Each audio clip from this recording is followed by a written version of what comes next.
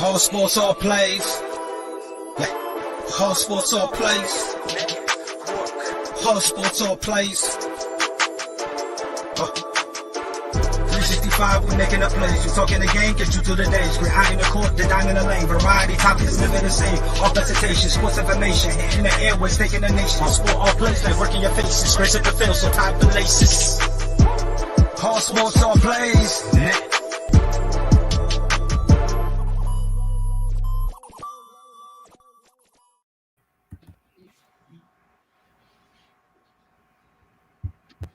All right.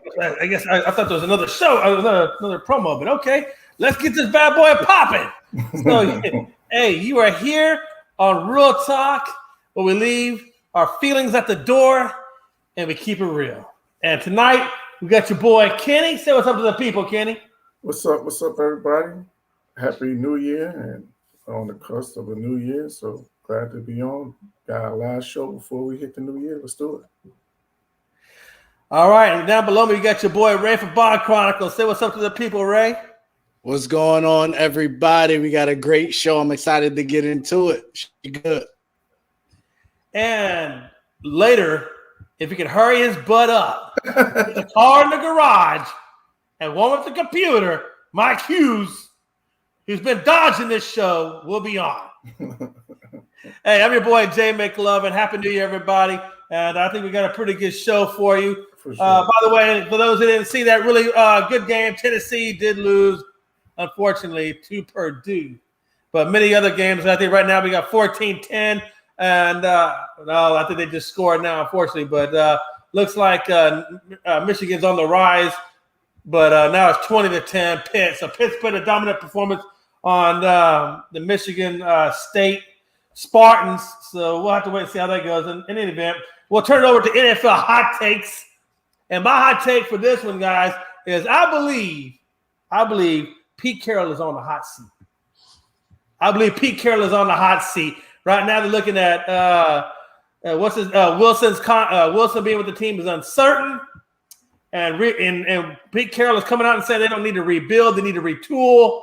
But possibly could that retooling be him parting ways and going someplace else? I think Pete Carroll's days are, in my opinion, getting to be numbered out there in Seattle. Kenny, what's your hot take?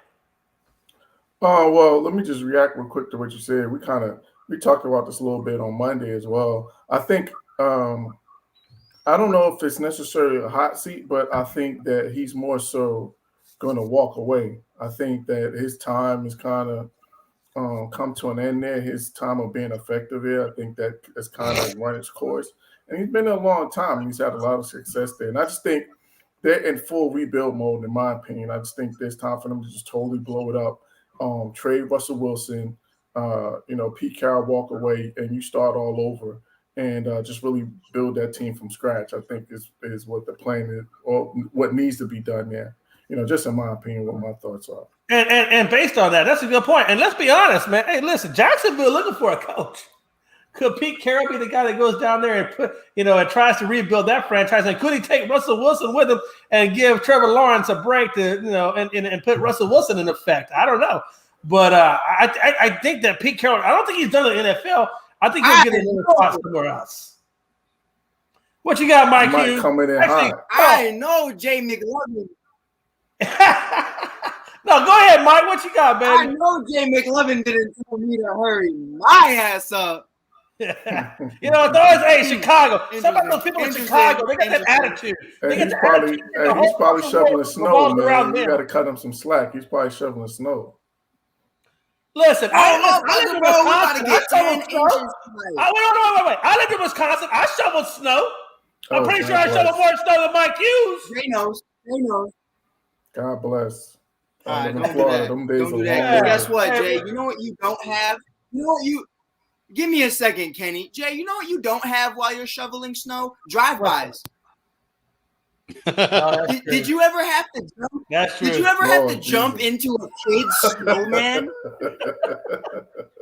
Hey, listen. Save yourself. There's two kinds of people in this world in the North. More specifically, the North. There are two kinds of people in the North. You got those who have a shovel and those who have a snowblower. I guarantee you, Mike Hughes had a snowblower. I had a shovel. Yeah. No, I got a shovel. People. But you know what? Mike Hughes out there was a little fancy snowblower. Dodging the missiles. Hell no, bro. Jay, you got to twist it, bro. When we were kids, bro, we used to make hella money on them Blizzard days. We used to make money. Hey, I know. $7 a pass. When the guy when he would plow the streets, every house had to do $7 a pass. Now let me tell you something. For those of you that don't know, $7 a pass don't sound like a lot of money, but when a guy does we're live right now. Hey, when he does 4 passes in a day, that's $28. 28 times 5. Do that math, and you gotta do that every month. It gets expensive. Yeah, what you do is you get you and your friends. You get 3 or 4 friends. And you get about 4 or 5 houses, and you split that money, man. You living good. Oh yeah, I feel you. Believe me, I feel you. I know how it goes. Right, and we used to have the apartment complexes over here. So it used to be. We used to have each dude hit one house, so we'd all hit different houses at different times. It'd be sweet. Yeah. There's good money out there now. There's no doubt. Kenny, give me your hot take, man. Actually, let me go last. And that's right. You did want to go last. I remember you saying that. Mike Hughes, give me your NFL hot take.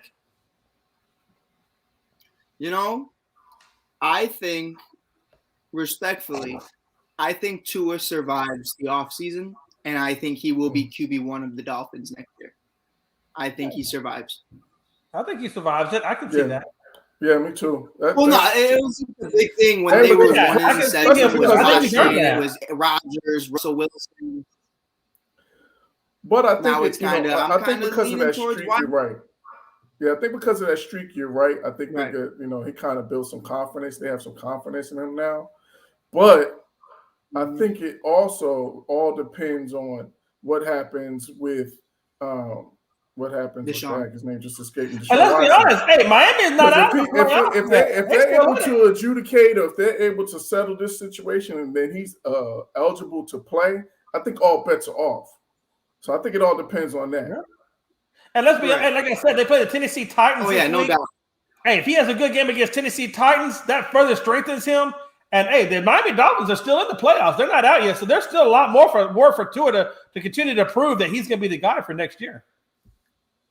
Yeah, they got a tough close, though. It's going to be really will hard he for them be to the make guy? I still don't think so. I still don't think Tua is the answer as of right now. That could always change, though. Ray knows better than anybody. A guy like Taylor Heineke can come in with zero expectation and end up actually somewhat fighting for a position to be a franchise quarterback. So a lot can change and a lot can develop. Let's not put Taylor Heineke as a franchise quarterback. I'm not going to let you get away with that, Mike Hughes. I'm not letting you get away with that. Well, Jay, that's what I was about to say, though, is we already know Tua is light years beyond what Taylor is, just because of light years. I don't think Taylor Heineke will ever be a franchise guy, period. I think he's just a really good backup, to be honest with you.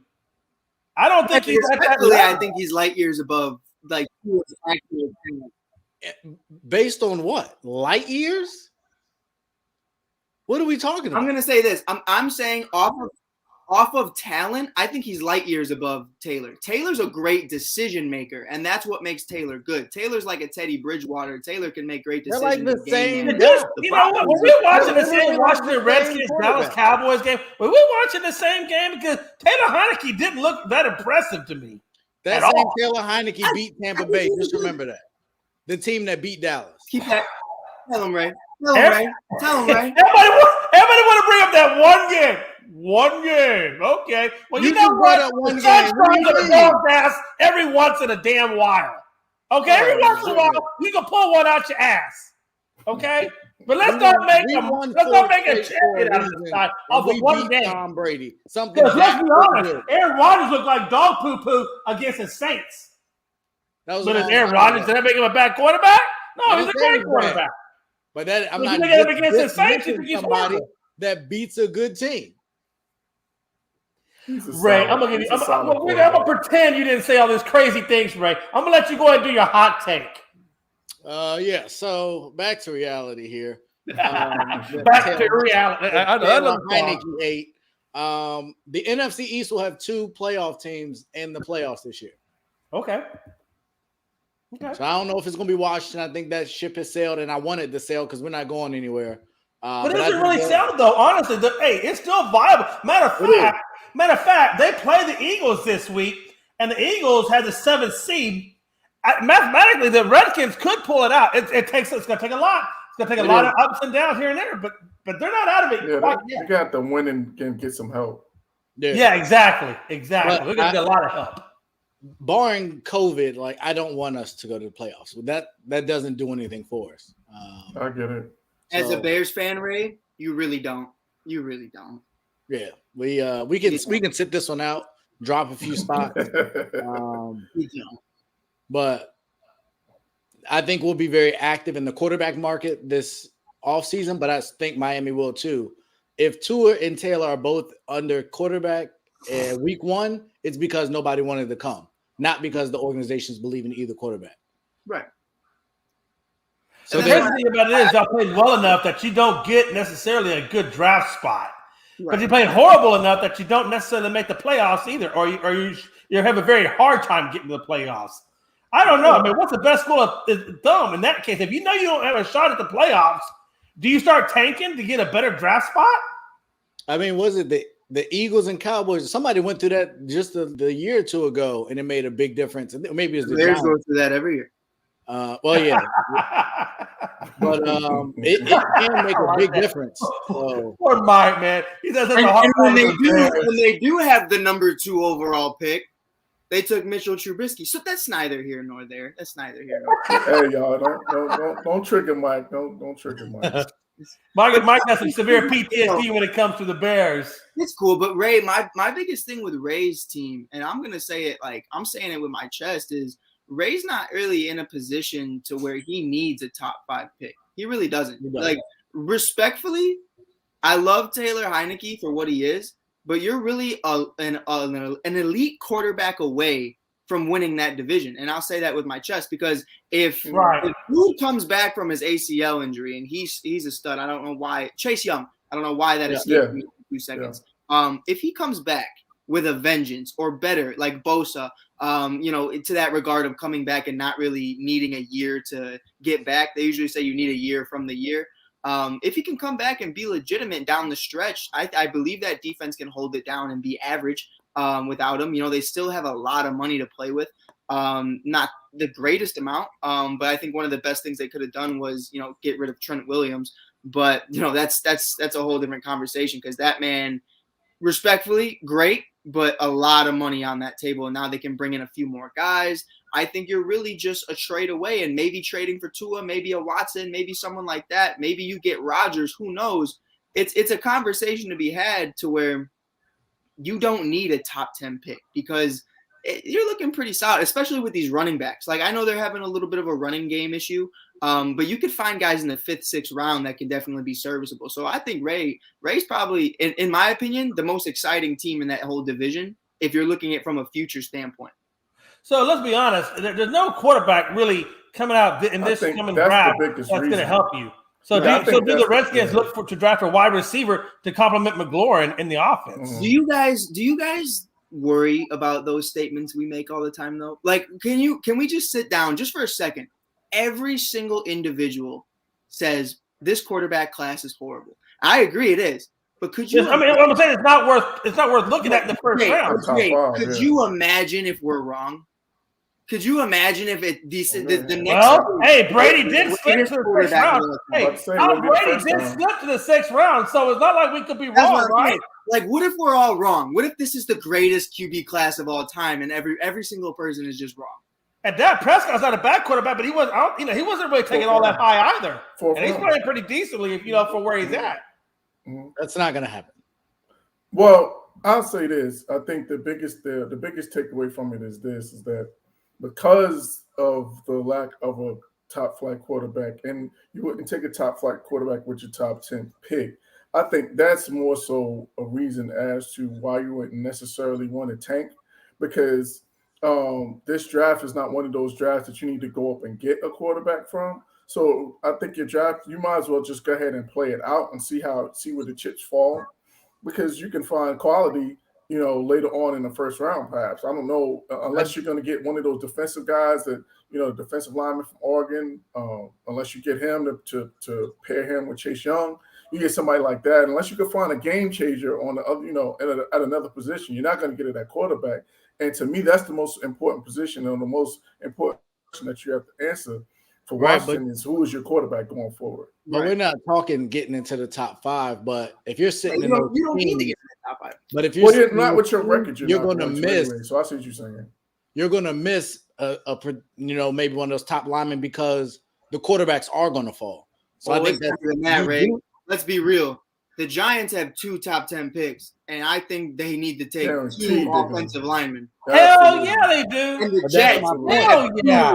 The Jets have 2 top 10 picks and probably need to take 2 offensive linemen. Mm-hmm. So absolutely. Both teams are hurting for that. But that's my point. What we saw this past year, Micah Parsons fell, the corners fell because the quarterbacks went fast. I think conversely, this year is going to be the opposite. Right. Those guys that you could have got at 10 or maybe 12 you're gonna see the Thibodeaux going they're going to go at 4 or 5. When if you're somebody that needs one of those people, you do need to try and move up because the quarterbacks aren't going to get taken that'll let them fall to you. So I think it's really the opposite. That you're really fighting for a lot of the same players because even the people that would be at the top of the draft, I don't think most of them are even looking for a quarterback. Yeah, I think this is a lot. I think it's going to be defensive and offensive lineman heavy, and probably some wide receivers thrown in the mix. And Ray, would you do that though? If you're in this time slot, you guys are up next, the Washington football team. You are picking. You are on the clock. Not a single quarterback has been taken off the board yet. Are you taking one? I would not take one. I don't think that.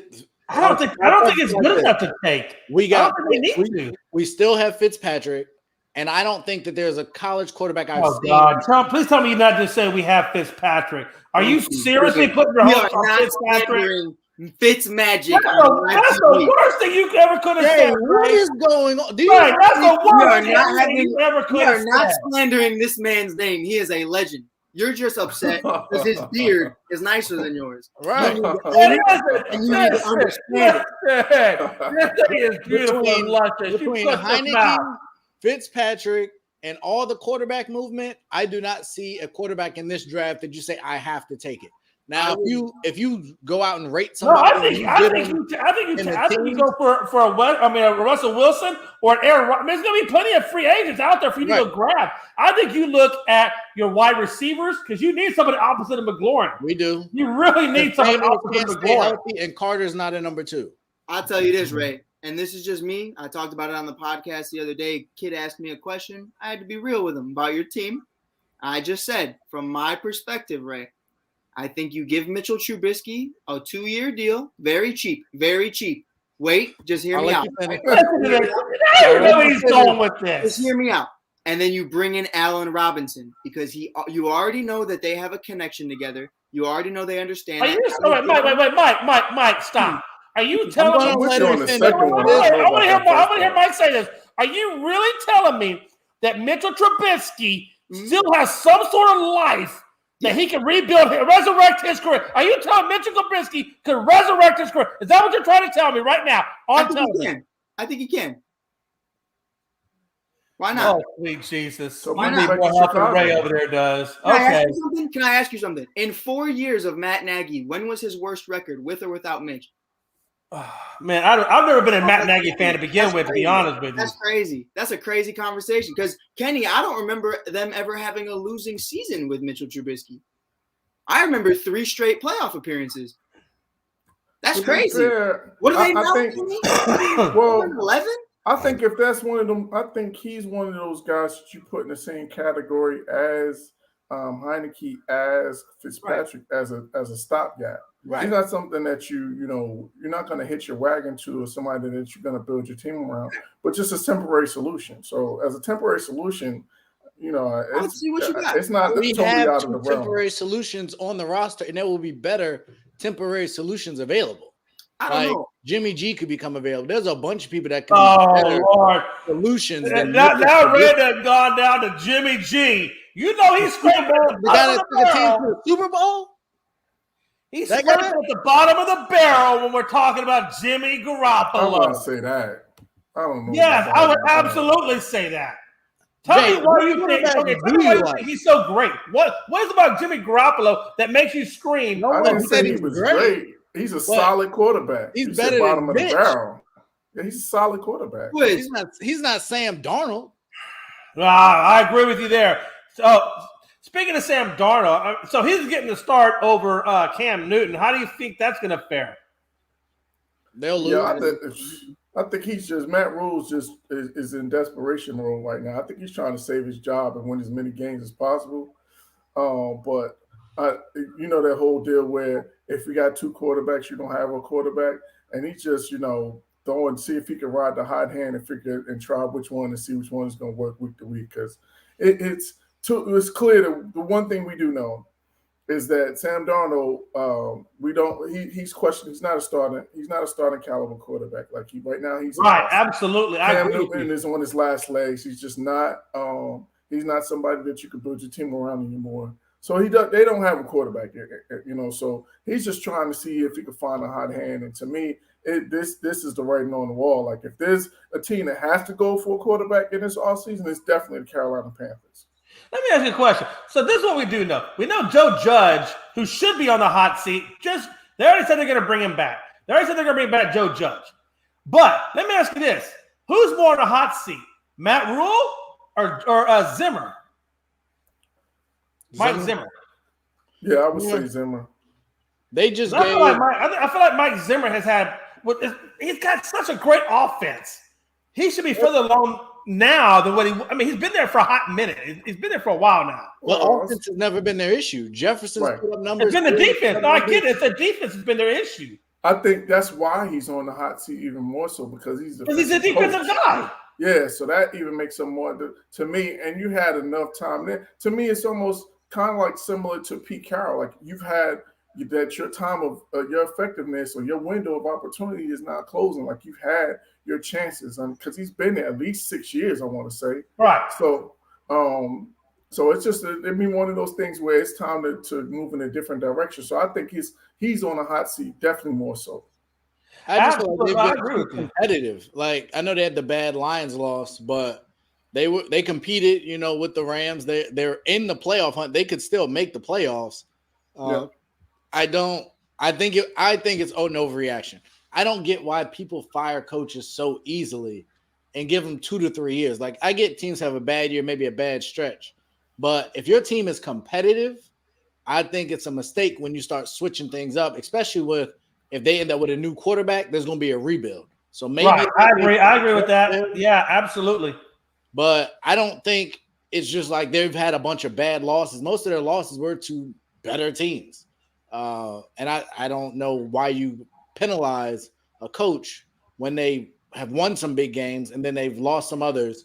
But if you lose games you're supposed to lose, you can't be, delusional about the talent of the overall team just because the record's not good. That might be a GM issue, and I don't think. You know what, Ray? I'm gonna tell you right now. With the Minnesota Vikings, I really believe you leave the offense alone. The offense is fine. You got 3 studs, or 4. Three. You got Jefferson, Thielen, and you got Dalvin Cook. You have a good offensive line, and you have a pretty decent quarterback who can get the ball where it's got to go. I really think you just bring in a good coach who can transform this defensive unit. And I really believe if you can transform that defensive unit, you're in there, man. You're in top 5, or you potentially could be in top 5. But who's that top tier coach that's better than Zimmer? And I agree. Well, I agree. That's fair to say. But then also we had the same issue with Jason Garrett all these years in Dallas, where it was just an average team. To me, the Vikings have just been an average team under Mike. That's Zimmer. not fair. If Micah Parsons was on that defense when Jason Garrett was there, they're a better team. But so what if? What if the Vikings go out and get Kellen Moore? What if the Vikings go out and get Kellen Moore and they bring an offensive-minded guru quarterback or coach in, and then like I said, retool your defense.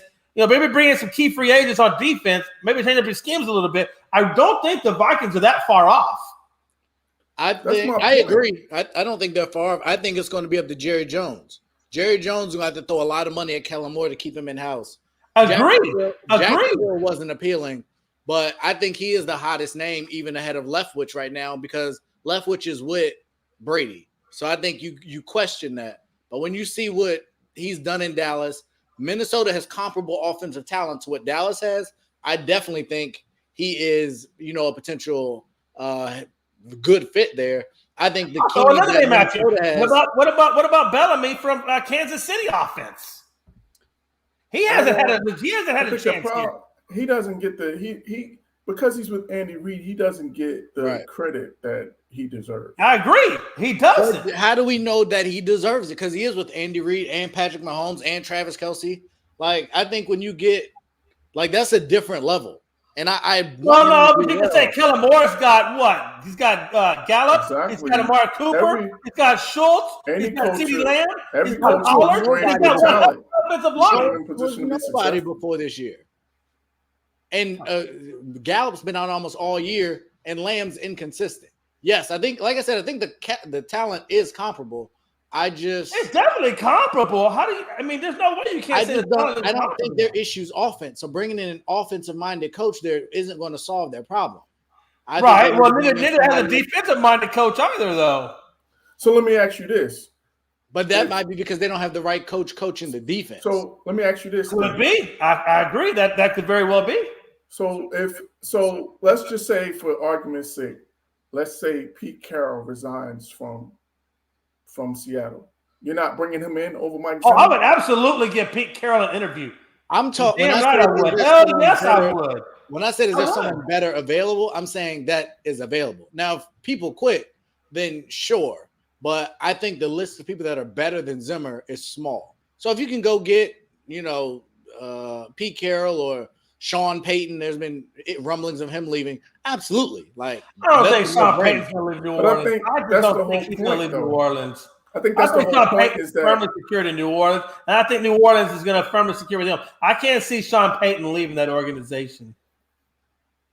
But I was saying that's the whole point, I think, of Zimmer, why we have questions about him moving forward.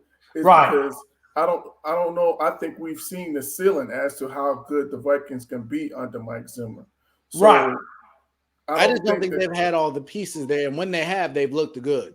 If the passing game was great, then the running game wasn't there. We've seen other scenarios where the defense just has let them down when they needed to get stops. I don't think it's a problem. I'm not saying he won't get fired. I'm not saying he shouldn't be on the hot seat, but I don't think they've just grossly underperformed either. And if they make it to the playoffs, I think they didn't have it grossly underperform because they're in the playoff hunt. If they grossly underperform, we wouldn't even be talking about them in the playoff hunt, right? So they've at least managed that level. All right, let's move on. We got a lot to talk about tonight. Aaron Rodgers off the field comments and antics and stuff like that. Does it disqualify from the MVP conversation? Hell no. Aaron Rodgers, it's up in the air whether or not he's going to return back to Green Bay. He said whatever he decides is going to be a quick decision, but in no way do I think that his decision making with staying with them or not staying with them, it's not going to affect his MVP, in my opinion. What do you think, Kenny? Yeah, that's actually part of what my lead-in was. I think it's what it does is just makes him the most. He's getting into that category of the most hated or the most annoying. Right. So absolutely. He's falling into that category of our Dallas Cowboys, Tom Brady, Belichick. He's becoming one of those guys that you love to hate. So I think he's with his antics. I think that's what he's doing more so. But you can't take away what he's done on the field like that. What he's doing off the field has nothing to do with what he's doing on the field, and that shouldn't disqualify him in any way, shape, or form. Now, it does make him a Green Bay quarterbacks, though, Kenny. Yeah, it does make him aggravated. Had issues too with that, and that's what's crazy. Is this is almost we're going like deja vu all over again. Yeah. This is Brett Favre 2.0. All over, this 2.0. And we don't know in and out. I'm making these. I'm making these. These statements, these cryptic statements, and these things. And to me, it speaks of a whole lot of narcissism to me. Like this dude is like, man, we don't want to hear. You don't have to be in the. You don't have to be in the. You don't have to be in the headlines every week because of what you're saying. it's just annoying at the end of the day. The difference between, you know what, honestly, the difference I think between Brett Favre and Aaron Rodgers is Brett Favre really didn't talk a whole lot. He pretty much kept everything. He pretty much kept everything to himself, and then he let you have it right at the very end. But there wasn't a whole lot of conversation between left and the right. It was just he went dormant, he went quiet. Nobody knew what the hell was going to happen. Everybody was speculating, and then after all the speculation was done, all this stuff was set aside. Then he came out and said, "I'm staying." And then it was. I think Brett Favre lived in a different era. Right. Brett Favre has been on the record saying some kind of outlandish things occasionally. So I think that is a difference between the two. My issue is if we're going to condemn. So if the teammates are now starting to have to answer questions about Aaron Rodgers, by all accounts, that's always a distraction.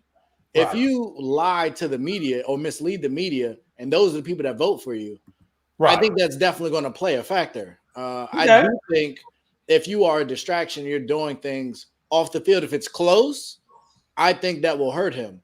I can't say that it'll necessarily disqualify him, but if I was a voter, given what I know and what I've seen from him as a teammate and as a human, I would have a hard time voting for him, especially as a back-to-back MVP. So you're voting him more on his personality rather than what he's done for the team. I'm saying because it's going to be. No, I'm asking you. You just said part of your vote is what he says and how he conducts himself. So how he conducts it depends on his valuable performance. I do. He's most valuable player to the team. So it's your impact on your team and how valuable you are. Well, his impact on the team is he's got the #1 seed throughout the entire league. Yeah, that's what I mean. But I don't understand where you're coming from. There are other bad game. He has the best receiver in the game. He has arguably the best receiver in the game. He's had a above average defense most of the year. He's not doing it on his own. The team's not going anywhere without him. He's in the driver's seat. A bunch of teams. What is Indianapolis without Jonathan Taylor? I agree with you. But what I'm saying to you is, they don't give out MVPs to pretty much. The MVP pretty much goes most of the time. Agree or disagree? Pretty much goes to the quarterback. Oh, for sure. Okay. So what are we talking about? Are we talking about receivers, running backs, defensive linebackers? What are we talking about when we talk about MVP? We're talking about quarterback. So the quarterback who has the #1 team in the entire NFL. Mm-hmm. What are we talking about? How does that discredit him? I don't get that. That makes no sense to me. Ray, I don't know what you're on, but you make no sense to me. Because you're looking at it as a isolated incident as if there's no other competition. Patrick Mahomes is making the case that he should be the MVP. Really? How much of a case is he making? Brady is making the case that he should be he's always been in the MVP conversation. So if it's close and that's something that you can use against him, I'm using it against him. If I have to Who has the better numbers, Ray? Right, who has better numbers? Mahomes and Brady have better numbers than Rodgers. Who's throwing more hitters? Let me ask you a question, Ray. Ray, stay up on earth for me. Who has more turnovers? The other two guys. And your argument is what? And your argument is what? So it's more yards. So it's What's your argument? Because last time I checked, turnovers are probably one of the biggest reasons why you lose games. I don't give a damn if you do 535 freaking yards. If you got 5 damn turnovers, you can't move the ball and you're not scoring. What are we talking about? Ray, listen to me. Just stay with me now. We're talking about MVPs, right? And I asked you a simple question. Who has more turnovers? Who is giving the ball back to the opposition more times? Because last time I checked, that's a pretty damn big category. So it's throwing touchdowns. What do you mean? Ray. Hold on. Ray. Looking at the numbers, though. You talked about Ray brought up yardage. And I brought up turnovers. And what's more important? Yardage or turnovers? Yeah, I think it's close. It's closer than you think, Jay, because if you look at these numbers, Tom Brady's thrown for 4,500 yards. Tom Brady has 37 touchdowns. Aaron Rodgers has 33 touchdowns. Right. Aaron Rodgers has 3,700 yards to 4,500 yards for Brady. Aaron Rodgers has 33 touchdowns to Tom Brady's 37 touchdowns. The difference is the interceptions. Aaron Rodgers has 4, Brady has 11. So it's not that I mean, it's not that, but that's one stat though. If you're looking at Come on, man. if you're looking at yards and if you're looking at touchdowns, it's not that. It's How not many interceptions does Patrick Mahomes have? How many? Wait. How many turnovers does Patrick Mahomes have? Hold on. So Patrick Mahomes has 4,300 yards. He has 13 interceptions to 33 touchdowns. And that's not even mentioning. That's not even talking about fumbles. That's just interceptions. But here's the thing, and that's that many more times you've given the opposition the opportunity to beat your team. Interceptions, because I've seen multiple Mahomes touchdowns that go right through a receiver's hands. Like, I get what the numbers say, but some of these interceptions that are going against, specifically, I'm only speaking about Brady and Mahomes, half of their interceptions have hit receivers right in the chest. And so I get no. I understand that. Now stick up under me now. You can't then penalize. I get that. But that's one. What I'm saying is that's one category. That's one big category amongst many. Rodgers in every other category, and it's not really even close. That's the point. Like, if you look at those other categories, like, you can make a case for Tom Brady, and we're talking about a one-win difference. You can make a case for Tom Brady, but how long? Let me ask you this question: how well does Tom Brady do when Tom Brady's pressured? How well does he do? Is he mobile anymore? No. It's Tom Brady. I mean, all right. Let's go to another category. Let's go to sacks. Let's go to sacks. Aaron Rodgers has 27. Brady has 20. Yeah, so I mean, it's not that it's close. Aaron Rodgers in terms of the records. I'll give you that. I'll give you that. That's good points. And he only has one. So then we go to records. And he only has one win over. They both 11-4. Kansas City's 11-4, and Tampa Bay's 11-4. And Aaron Rodgers had Davante Adams almost all year. Tom Brady's been playing with a plethora of different receivers all year. Different running backs, different receivers. All right, so then we go to the last one. So then we go to the last category. Tampa Bay's defense is worse. Let me ask you a question though. One more category, and then I got it. This last category I got. Brady's got Adams. He doesn't really have a Cobb because Cobb's been injured quite a bit lately. And then he's got Davante Adams, and he's got Aaron Jones, and we all know Aaron Jones hasn't been playing all that great. If you look at his stats, he's really not been playing all that great. They got Dylan, and then he's got Dylan, and then he's got his big power guy Dylan. So he got some kind of sub. Really, Davante. Let's be honest, Davante Adams is really his main guy. Correct. I can think about. Hold on. I said Godwin. Hold on. I know you're going. Yeah, Godwin. You got Evans. You got AB. You got Ron Jones II. You got Fournette, and the list goes on. A plethora, and not to mention, there's good defense. Now you go to Kansas City. You go to Kansas City. He's got Kelsey. He's got what's his face? Tyreek Hill. Edwards-Helaire. He hasn't played much. What I'm saying is, we're naming. These guys got more weapons. They got more weapons. They got more weapons than what Green Bay has. So how much better should Tampa be, and how much better should the Chiefs be based on their weaponry versus what Green Bay has? They're not playing. I think that's what you're missing. Now they're not, but they were. No. Godwin and Fournette just recently got put on the IR. And mentioned AB. AB missed almost more than half the year. No. What I'm saying is AB's coming back. He played for a part of the season, and then he got that whole Corona thing happened, and then he missed 3 games, but he's coming back. When he was playing, Tom Brady was the runaway MVP. When Tom Brady had all his weapons, it wasn't even close who was the MVP. They didn't start losing and struggling, even with that decimated defense with no secondary. The only time that they really started struggling was once AB was gone. I think Tom Brady has had so many weapons. It's stupid. It's stupid how many weapons he has, more than what Aaron Rodgers has. Well, I'll say this: it's crazy. If you had to pick out of the 3, if you're picking the offense out of the 3, if we're talking Green Bay, Tampa Bay, and Kansas City, Green Bay is going to be the last team you're going to pick out of those 3 offenses. We're going to be fair.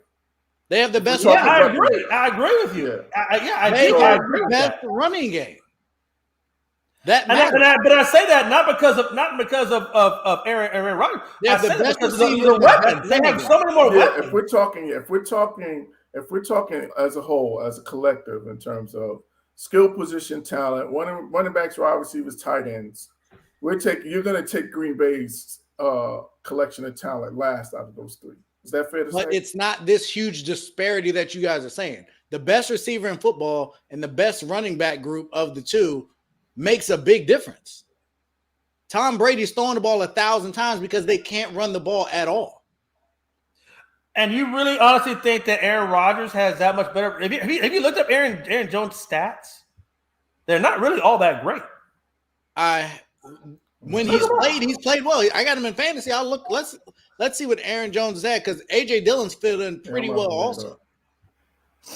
Now he's missed a bunch of games, so his numbers aren't going to be up there, but he's had a solid year. It's not like he's been just awful. He just hasn't been able to play as much. Yeah, and he's averaging 4.6 yards a carry. Yeah, Leonard Fournette has 812 yards. So Aaron Jones is 723. So it's like a walk. 723 yards at 4.4 yards. Yeah.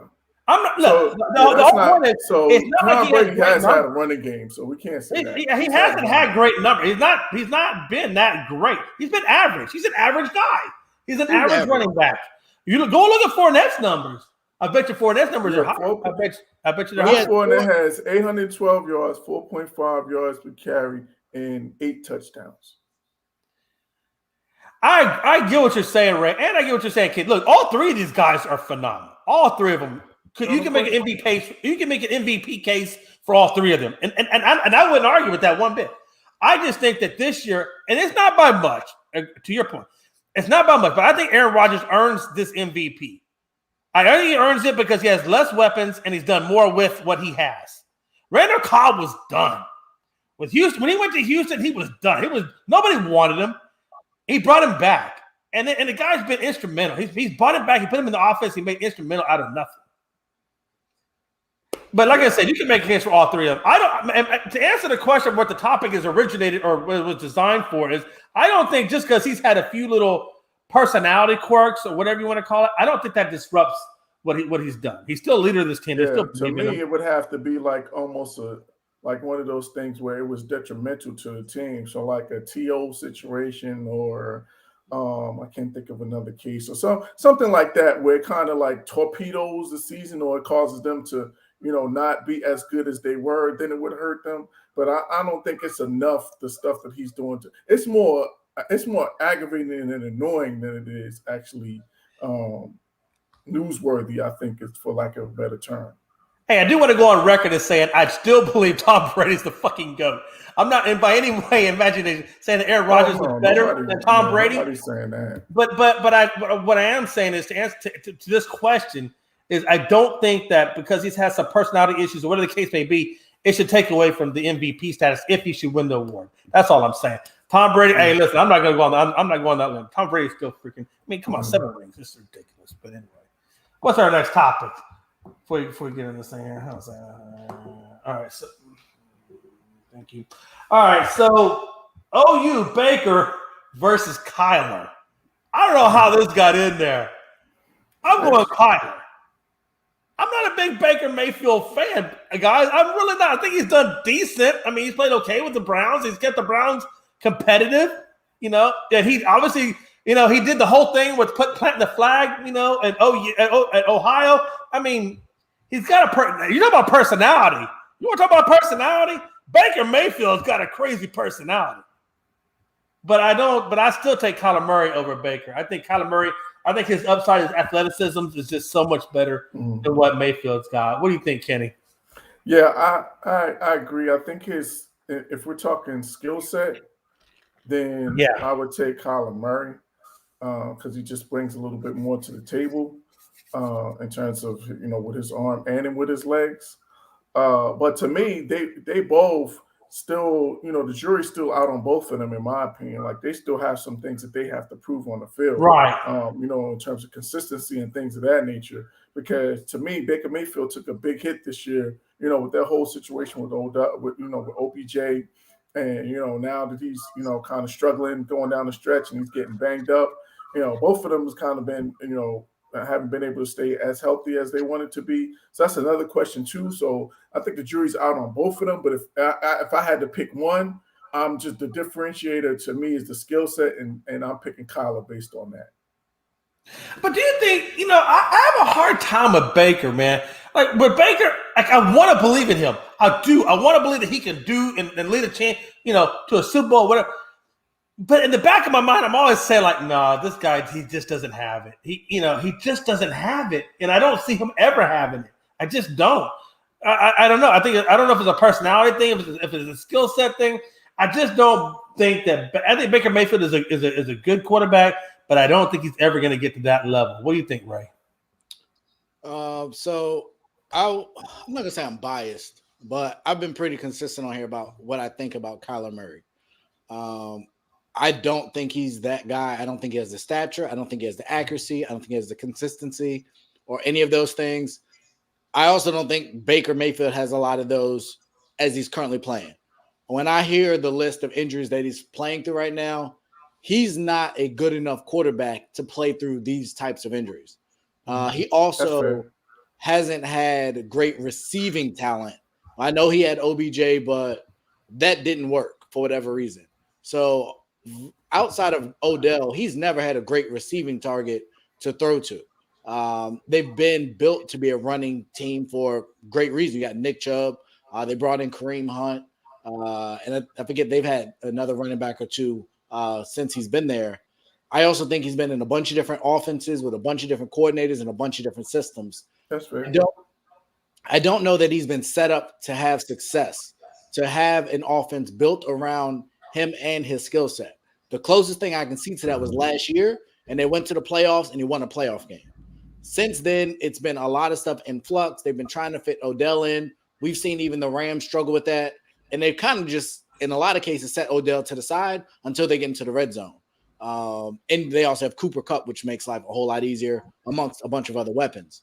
So for me, from what I've seen from Kyler in the last 2 years, I don't think he's the guy to get you over the top. I think he'll put up some great numbers early, but I think he fades. And I think his body wears down. I question his decision-making. And I don't think either one's, a Hall of Fame quarterback, but I think that Baker is better than Kyler Murray. And I would take him today if I'm starting a franchise with equal talent. But I would push back on that because, like you said, they made this playoff run, and you said about all these different coaches and different systems. You make a playoff run, you come back with the same team, you come back with the same coach, same system, and you take a step back. And this is before he got hurt. Like he was not playing. He was playing badly before he got hurt. So, like, to me, the fact that he's been just as inconsistent, in my opinion, as Kyler Murray. So, it's a toss up. But I think part of that was trying to build the system, integrating Odell into it. And I think that was stunting the growth early on for them. When he went down, they went on, had a nicer little run. But since then, this COVID stuff is just killing things, and he's not good enough to overcome it. I'm not saying he's great. I just think when things are best positioned, I've seen him have more success in college and in the pros against Kyler. Here's my thing. When you look at Kyler Murray, the guys, what I think they're like a 10. Are they 10-5 or 11-4? I think they're 10-5, correct? Am I right, or are they 11-4? No, I think they're 10-5. I think 10-5 is their record. 10-5, yes. Yeah. 10-5. When I look at Kyler Murray, man, it takes a lot to get to 10-5. I don't, and here's the deal. He's put up 3,200 yards roughly, 21 touchdowns, 10 picks. He's got a rating of 100.5, and he has not exactly had the easiest of schedules. Now, I understand you can look at the Detroit loss, and obviously that's a big thing. Terrible. Yep. It is. But then again, you can also say, well, okay, what did they do against the Saints in Green Bay? That was terrible as well. So I think one cancels out another. When you look at the greatest of all time, one of the greatest quarterbacks, an up-and-coming quarterback. So, I can give you one. I'll give you one. As long as it don't happen again, I'll give you one. The guy's got a 100.5 rating. And he's gone against some teams. He's beaten LA. He's beaten Cleveland. He almost beat Green Bay. They lost by 3 points to Green Bay. So he played Green Bay pretty damn competitive. Yeah, they should have won that game, actually. Yeah, but they played it. Minnesota. But they played it competitively. They beat San Francisco. They beat Minnesota. He threw 400 yards, 3 touchdowns, and 2 picks on Minnesota, and came away with a 117 rating. So I mean, he beat Tennessee. 289 yards, 4 touchdowns, and a pick with a 121 rating. So I don't know, man. I don't know. I don't want to put too much. I don't want to put too much hate on Kyler Murray. That's why I said that's why I said it's a toss up. Like you can make a case for either guy. Like I just don't think. But I don't think. But when I look at Baker, though, I don't see. But then again, you can also say the injury. I get it. You can say what Baker, and he does. My God, Baker and the fact that he led his team to the playoffs last year and won a playoff game, which Kyler Murray has. I just think that. But I guess if I look at the two guys, though, I think Kyler Murray is just a more athletic guy. But there's so many intangibles, though, right? You got athletics, you got mental, right? How well can you read the defense? There's so many things that go into making a good quarterback. I mean. I see what you're saying too. So yeah, I think for me it is a hard thing to look at, depending on how you also like they're both, smaller quarterbacks. So like neither one of them are really exactly. That's what I mean. So it's like this one of those things where you could go either way and you could make a case for either guy because they're so similar in terms of stature and size, in terms of ability. Because Baker has he's decent. He's not no Tom Brady in terms of being in the pocket. He can move around a little bit and extend plays and things of that nature. So to me, it's super close. I will say this though. I think Baker Mayfield is the tougher of the two. I think he's got a little bit more. I think he's got a little more fortitude than Kyler Murray does. With what he's playing with now, we could, Can you imagine how hard it is to play with all those damn injuries going up against what he's doing? I can't. I'm telling you right now, I wouldn't want to do it. That's rough. Hell no. Especially not in that division. Especially not in that division. Yeah. All right. Moving on. Now we're going to talk about Matthew Stafford, biggest Pro Bowl snub. I don't know, man. For me, the jury's out on Stafford. I think Stafford's a good quarterback. I don't think he's bad. I think he's playing. I think he's definitely doing well within the Rams organization. I think he's I think he's better than Goff. I think they definitely came out better in that. And the draft picks, I hate seeing them give up the draft picks they had to give up. Sean McVay is definitely all in on this Rams team. I think he's given up enough draft picks and mortgaged enough of their future that Matthew Stafford better be the real deal, given what he's sacrificed to bring him here and Von Miller and so forth. So he's definitely all in on this Rams team. So, Matthew Stafford, Pro Bowl snub. I don't know, man. There's a lot of good quarterbacks out there. Has he done well? He's done well. I don't think he's not done well, but but there's a lot of good quarterbacks in the league that are better than him. What do you think, Kenny? To me, he probably was one of the snubs. We could surely say that, but I can make a case for Cordero Patterson being a bigger snub than him. Yeah, absolutely. But out of Atlanta, absolutely. Yeah, Patterson, matter of fact, I'm glad you said that because when it comes to Atlanta, that's probably one outside of Kyle Pitts, Cordell Patterson is probably one of the biggest bright spots out of Atlanta. Absolutely. And nobody thought that Atlanta was going to be any good this year. We thought that they were going to be trash, and they're a game under 500. And to me, he's their MVP because he's a threat in the running game. He's a threat in the receiving game. He's a threat in the return game. Like, he's one of them jack of all trade type of guys that bring so much to the table. And I think he's the biggest reason as to why they have actually even been competitive this year. So I can make a case for him. And I would say for Matthew Stafford, I think the reason why he got quote unquote snubbed is because he faded, like we were talking about earlier with Kyler Murray. Like towards the second half of the season, he started fading and started turning the ball over a lot more. And I think that's what really hurt his cause because early in the season, we were talking about Matthew Stafford as an MVP candidate. Right. And now he's not even in that conversation anymore. And I think that, that's part of the reason why he got snubbed. So, but I would make a bigger case to me for Cordero Patterson because of all of the intangibles that he brought to the table for the Falcons.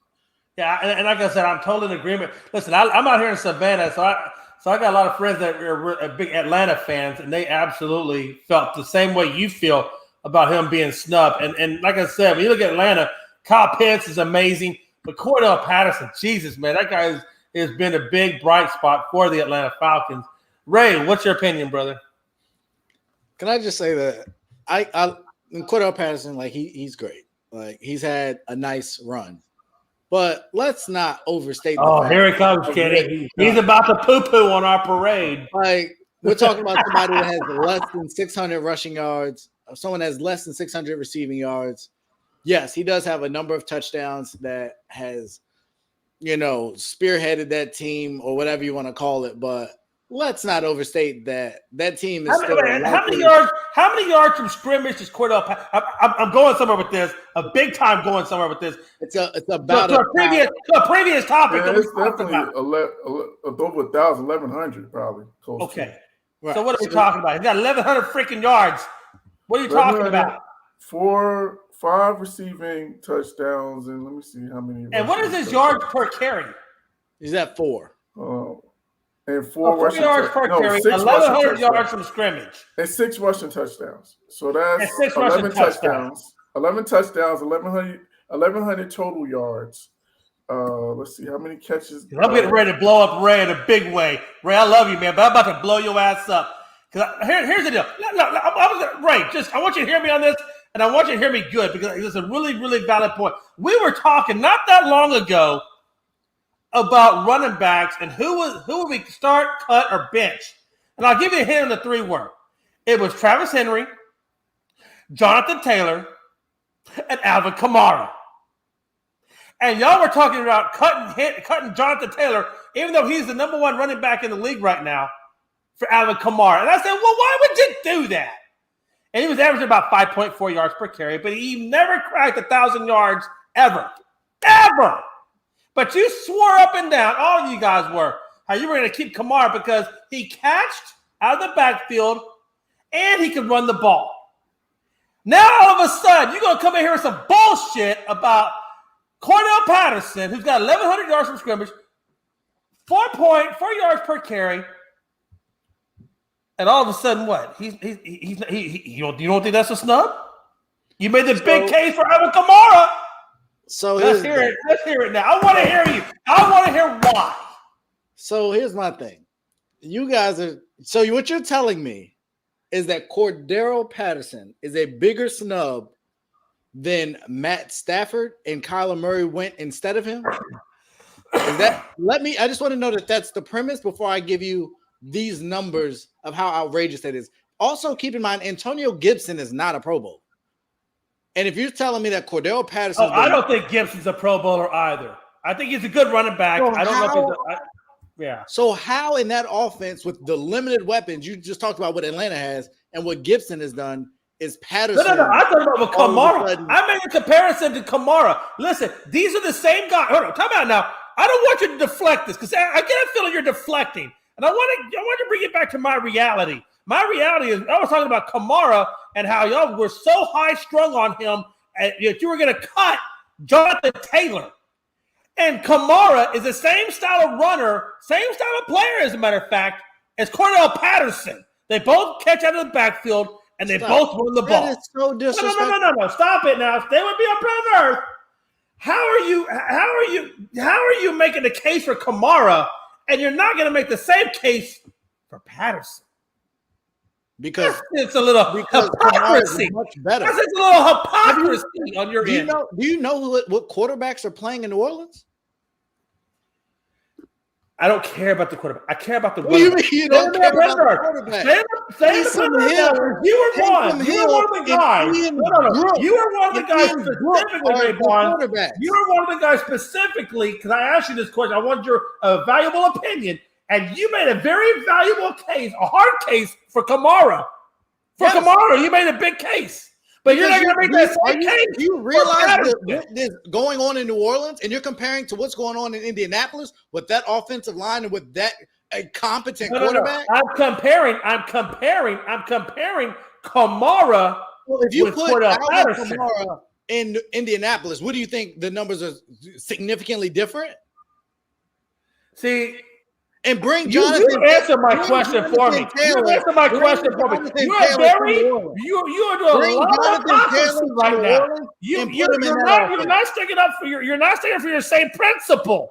The principle was a guy who can catch out of the backfield and can run the ball to the tune of 1,100 yards is not as significant for Cordell Patterson as it was for Kamara against a guy who ran for 1,500 freaking yards.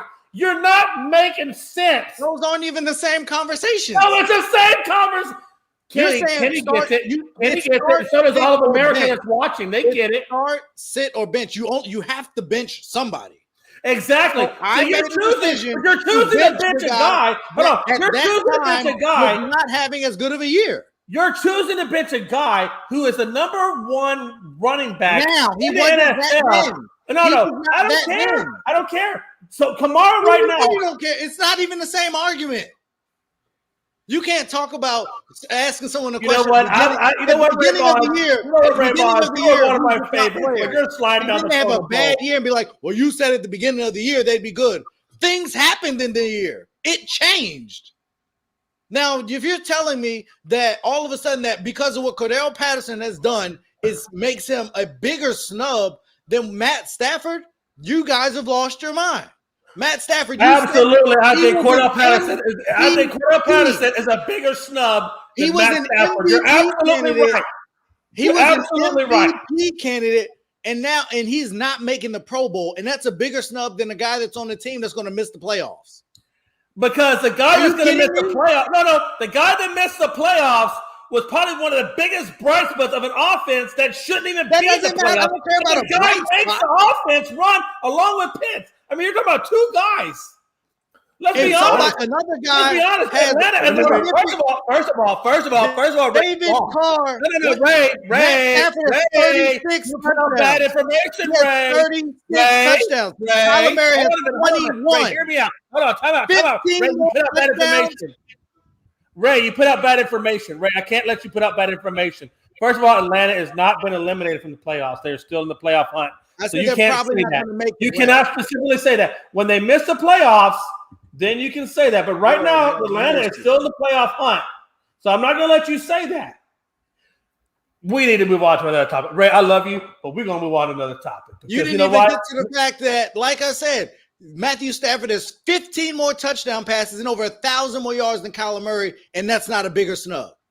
And he was an MVP candidate. Because Kyler Murray is because Kyler Murray, number one, is significant to that offense. They don't go anywhere without him. We're talking about number two, they have a better record. I think they're the same record. I take that back. I apologize. I think they're like both 10-5, correct? No, the Rams have won 11 games. I apologize. Okay.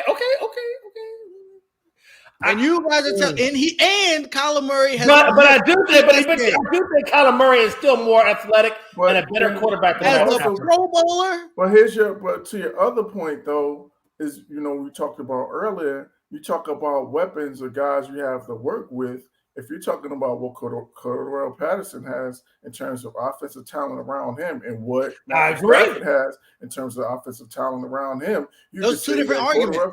Cordell Patterson, saying, you have to compare Cordell Patterson to Alvin Kamara because y'all are saying. Hey, real quick. Ray, real quick. Ray, to your point, Ray, than Alvin Kamara making it, and so to your point. We got to be on this last topic, but it all still ties in. So stay with me on this. Cam Akers is coming back. They obviously lost Henderson, but Cam Akers is coming back. Does Cam Akers? Obviously, is he going to benefit the Rams? I think is the way the statement is corrected. And I would tell you, and I'll say it real quick, and then I'm going to turn to Kenny, and then we'll go to Ray. Cam Akers is a great running back, and I think he's going to slide right in with the Rams, and they're going to continue on as business as usual, and not even drop a beat. So, yes, Cam Akers will bless the Rams offense, and the Rams offense is going to do well. What do you think, Kenny? Well, I'll wait. Go ahead, Ray, make your last point, and then I'll go after you. No, your argument was that Cordell Patterson was a bigger snub because Alvin Kamara made it over him. So I'm saying if you compare the difference between those two, which is not that big, compared to Matt Stafford versus Kyler Murray, which is a huge gap, that to me, to say that Cordero Patterson is a bigger snub than Matthew Stafford makes no sense. What I'm saying is this, and you're not too far off. But just so we're correct, what I'm saying is this: Cordero Patterson is the same as Alvin Kamara, and they both, did not put up 1,000 yards and things like that against a guy like Jonathan Taylor, who had a superior season.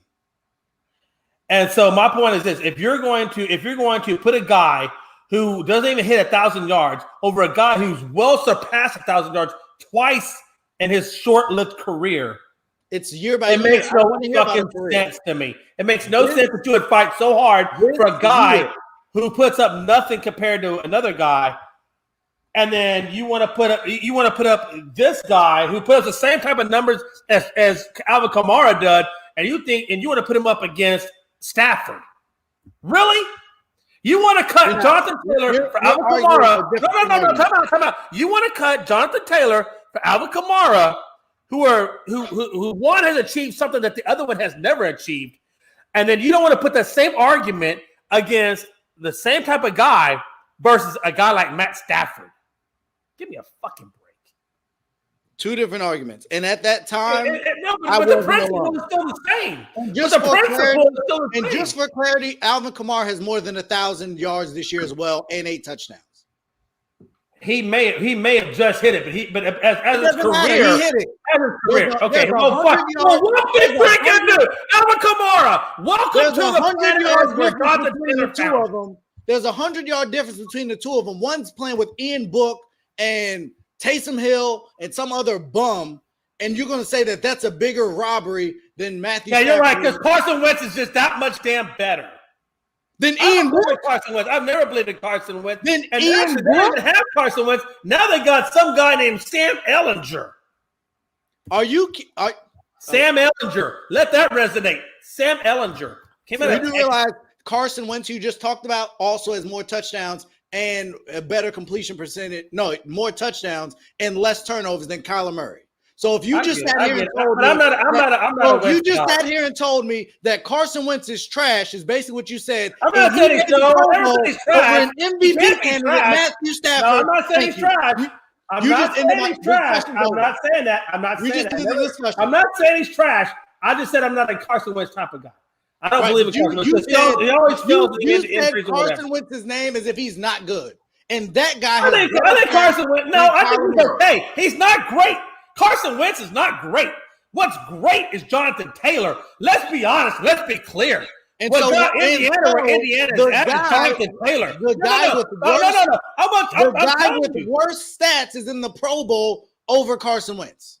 Jonathan Taylor is why the Indianapolis Colts are where they are, not because of Carson Wentz. But you are defending Kyler Murray, and he has worse stats than Carson Wentz. I think Kyler Murray has a much higher upside. I think that's what a difference Carson is. Wentz. That I'm not saying that Kyler Murray should be in over Matthew Stafford. I'm just saying that to me, it's for what he contributed to the team. I think that Cordero Patterson is more of a snub than Matthew Stafford. That was my whole premise. It had nothing to do with Kyler Murray. So I think that's. I would think, like you said, Cordero Patterson is the team. Difference between the guy that got in over Cordero Patterson, 100-yard difference, and we're going to overlook the guy with 15 more touchdown passes. That's ridiculous. Well, he should have 50 more touchdown passes. Look who he has to throw to. Look who he has to throw to. Kyler Murray had a bunch of weapons. What do you mean? And still threw 13 and has thrown 13 picks. So, like, it's not like we're not talking about this guy's exactly killing. He's not exactly killing the game. Like, he's not super. 4,000 yards and 15 more touchdowns compared to the guy with way less. I understand. Like, again, I'm not disagreeing with you that he should be in over Kyler Murray. That when he has a better record. He has 15 more touchdowns, 1,300 more yards, and y'all are comparing the guy with 100 more yards than another guy. But that guy's a bigger snub. Well, but they are two different positions, though. Too, you're trying to. That's a hard comparison because you're trying to put passing yards versus rushing yards, and that's not even in the same ball. But the discrepancy is massive. Y'all are talking about I'm talking about position for you're only position. talking That's about. why I brought up Cordell Patterson. No, I said 1,000 total. Alvin Kamara is 1,000 total. Cordell Patterson has 1,100. Yeah, and then that's a 100 difference. But still 100 yards. Also throwing his, you're not counting his kickoff. You're not counting off his special team contribution too. Oh God. Okay. That's a whole nother phase of the game, and he's adding to as well. How many touchdowns he got? You don't have any touchdowns in so what are we talking about? But I'm just saying, like, he's averaging 24 yards a return. Like that ain't nothing to sneeze at. That's not exactly. They have a special teams category for the Pro Bowl. We're talking about as a running back because Cordell Patterson would have had to make it as a running back. So when we talk about him as a running back, he is not better than Alvin Kamara. And his numbers barely speak to that. And Kamara's missed more games. Fair enough, but if we look at the record, it's a one. They both have the same record, and he's missed more games. So Matt Ryan's a much better quarterback than anything that Alvin Kamara's played with all year. By light years. I don't know, man. If you see Matt Ryan, he had what receivers are there in New Orleans? If we're talking since Jameis Winston got hurt, then yes. Jameis got hurt. And that's pretty much what I'm saying. And that's exactly what I'm saying. Then yes. But Kamara's been playing with way less talent all year. Yeah, that's probably fair. Unbelievable. What was the next topic? Can't believe it. I'm just lost. Yeah, I just to sum it up, I think I'm placing more of a value on Cordell Patterson's versatility than you are, and what he's contributing and also too, like we thought that the Saints were going to be a contender in the NFC. We thought that they were going to be the challenger to Tampa Bay for that division. We didn't think anything of. We thought that the Atlanta Falcons, were going to be a team that was playing for one of the top 5 picks. Nobody thought that the Falcons were going to be any good this year. If we're keeping it 100%, nobody thought the Falcons were going to be any good. That's not true. They drafted Pitts. They had Ryan. They were supposed to bring Ridley back, and that division. Okay, what they're supposed to and what they did don't match up. And if you think that, I still believe that defense is not the easiest team, man. Nobody thought that team was going to be that good. So you think they've grossly overperformed this year? I think they've been better. No, not the team. Maybe the positional players, but not necessarily the team. I think they've been way more competitive than we thought that they were going to be coming into this season. I think that's – And they're still not out of the playoffs, by the way. They're still not out of the playoffs. That's because there's going to be teams under 500 competing for the playoffs. Exactly. That doesn't mean I agree. Well, we'll move. Oh shoot! What happened? So yeah, we was talking about Cam Akers, and so Cam Akers. What we're talking about now. I think come over the top.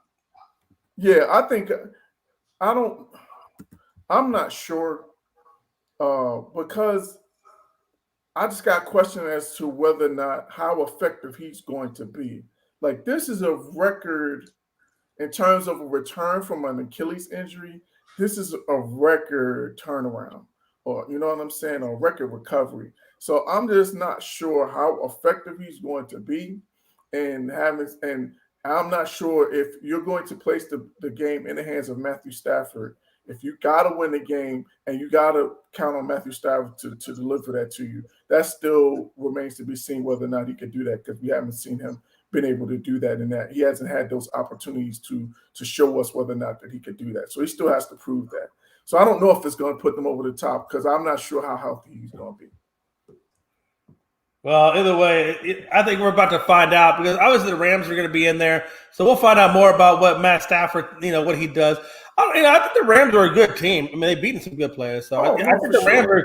But the Rams are going to, they're going to have a good. I really think that the NFC side is going to be a lot more competitive in terms of who makes it to the Super Bowl than the AFC side. Do you guys agree, or do you think that the AFC is more competitive, has got a more competitive upside? No, I agree. No, I think the NFC with Do you Tampa. think the NFC is a tougher road than the AFC? Yeah, you got more. You got Tampa, more. Green Bay, LA.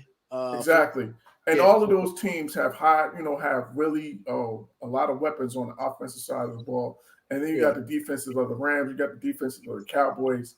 You know what I'm saying? Dallas, yep, you're right. Green Bay, depending on if they could get their pieces back on the defensive side, they were playing pretty well at some point. So I think it's more in terms of like if we were talking like more top heavy, it's more top heavy on the NFC than it is on the AFC. Agreed. All right, we're gonna make a side shift over to the NBA now, and we're gonna talk. So much going on in the NBA. We're gonna get the NBA hot takes first. Let's go ahead and get that first. Hey, my NBA hot take is Ja Morant, MVP. Hey, future MVP. I know you're probably gonna get the Steph. I know it's probably gonna go to Steph Curry or somebody like that. But I really believe, man, Ja Morant is going to be the future face of the. I thought it was going to be Luca. I really had thought Luca was going to be the next face of the NBA. But I'm starting to believe. Get into it. And that's another topic. But I'm starting to believe that it's going to be the other way around. But Ja Morant, 41 points, put up on LA over your boy Braun with 37, big time minutes, big time game, big time shots. Ja Morant, and I think the Memphis Grizzlies should now sneak up into the top 5 and be a top 5 consideration. So I want to kind of piggyback on that. I think it's bigger picture than that.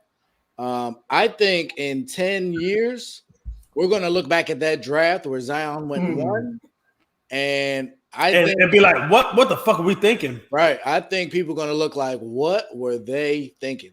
But you know what, though? But who could say that? I mean, it's so crazy, right? Because Zion was looking like that guy. He was. You never know. I remember back in 86. That's the year of Jordan, and the same year as Hakeem Olajuwon, 84. And also the infamous Sam Bowie for Portland. 84. Was Sam Bowie 84? Yeah, that was 84.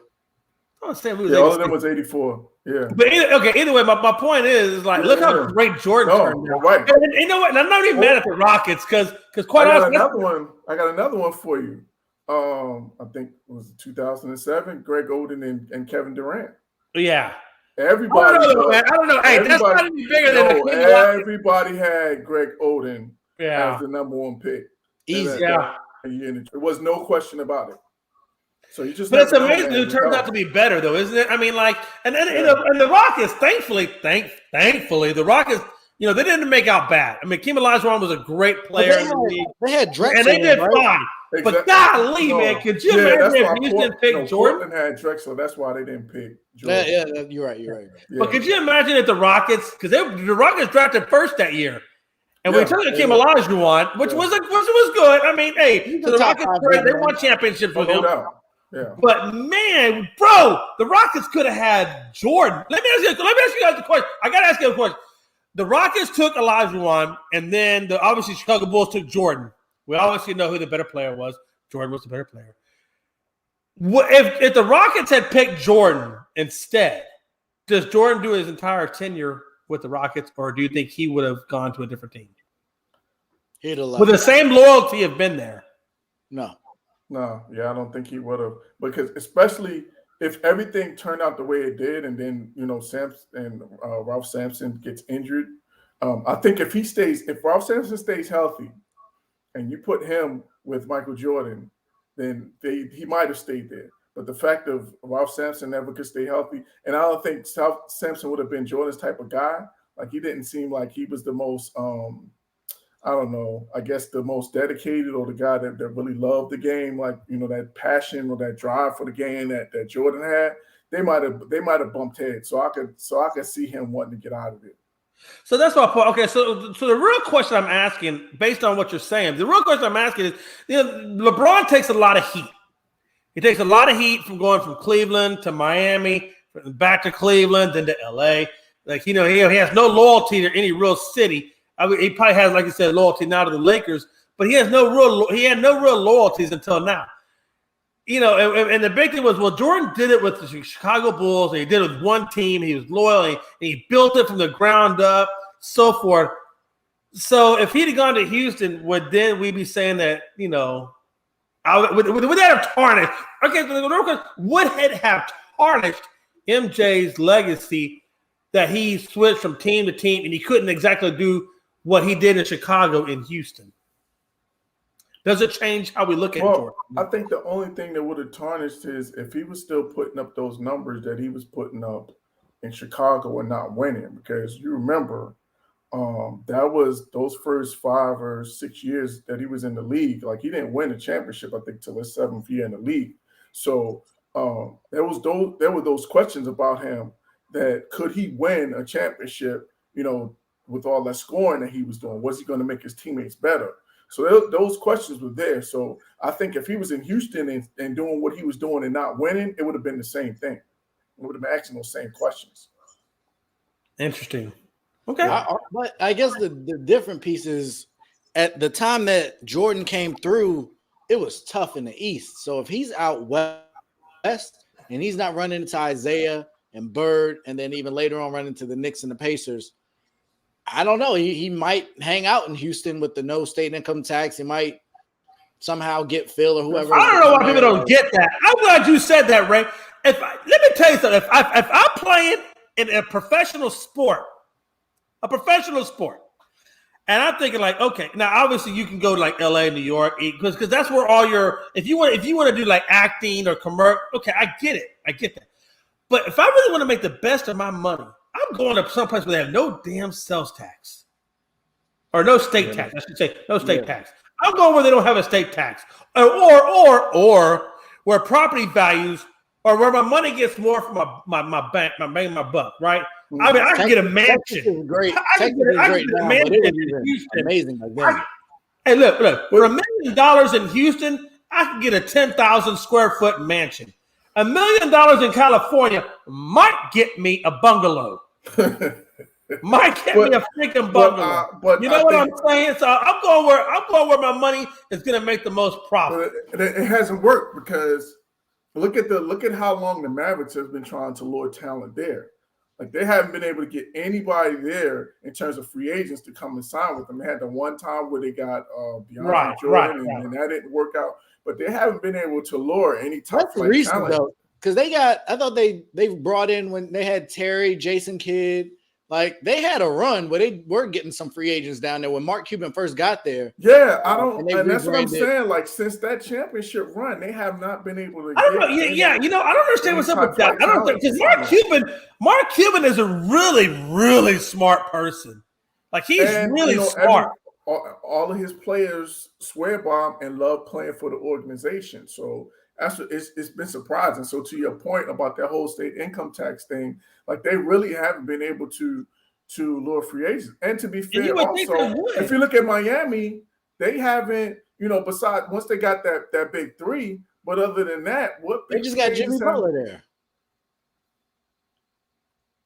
You know what I would do if I was in the NBA? I'm saying that's just one. Like, since then but before that, I'm talking before that, besides the big three, before that, they wasn't really getting, besides Alonzo Mourning, they weren't really getting a whole lot of talent. So the whole state income tax thing is not really yielding the benefits that you would think it would. I think free agency in the NBA was different. No. Time out. You're right. The state income tax actually not so much. State income tax, when you're making that kind of money, does put. It does. But no. It does, because when you combine it with the with the property values, there's a lot to be said there. There's a lot to be said. But we'll move on. That's a financial show. We'll go to a financial show one of these days. But let's move on real quick. I think we're still on hot takes. I know I gave mine. I think, Kenny, we were on your hot take. Okay. Yeah, so my hot take is that the Sacramento Kings will make the playoffs in the Western Conference. Kenny, are you serious? Yeah, I think the Sacramento Kings will make the playoffs in the Western Conference. Why do you say that, Kenny? I just think that they now settled in terms of their head coaching situation with Albert Gentry. I think he brings a little more to the table in terms of stability, in terms of experience. I think he's holding them a little more accountable. And I think those guys are starting to come into their own. That young backcourt of Halliburton and what's my man left-handed? I can't think of his name. De'Aaron Fox. De'Aaron Fox. I think that's a really talented backcourt. They finally are starting to play Marvin Bagley more, which was baffling to me as to why he wasn't playing under Luke Walton. That probably was one of the reasons that led to his firing. But I just think they got some young pieces there, and they got some talent there. And the West is down this year. I think the West is down. That's the biggest reason why I think they're going to sneak in and get. But Kenny, I want you to give me some. Because I'm trying to believe I'm trying to think mathematically how that. I get what you're saying. The points you're making, they're good points. But mathematically, they are 15-21. They're like in the 11th spot. They're 6 games under 500. Now, I will say that the Lakers are under 500 too. So maybe I'm not gonna say they can't slide up. But do you think that there's enough time in the season and that would give them, because you got to figure they're going to have to get some sort of. How many games do you give them? One spot to get to the play. Right. They only got to get to one spot, and all they got to do is pass San Antonio. And they're only a half game behind them right now for that 10th spot. Oh, yeah. So right there. I got what to get that play in. That's what I'm saying. I got you. Hey. That's a big lead, but hey. And to me, that's and that would be a really good step forward for them.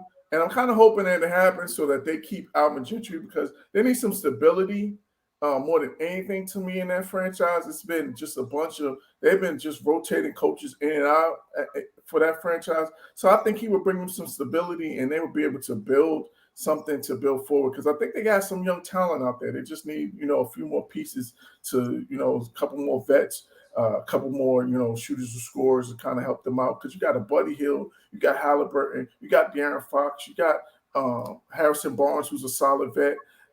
You got Rashawn Holmes, who's a really good big, and then you got Bagley. So they do have some talent out there. So I think this is the year that they kind of make a little push, and they get a little sniff of the playoffs. I'm just going to say this. The Rockets are only 5 games out of the play-in, and they're in rebuild mode.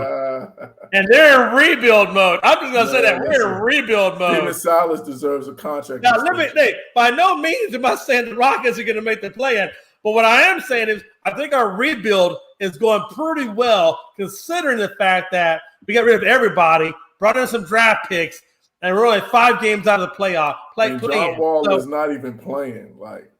So, hey, I'm just saying that's much love for my Houston Rockets. I see great potential there. No doubt. All right, Ray, we're going to get down to your NBA hot take. What do you got for us?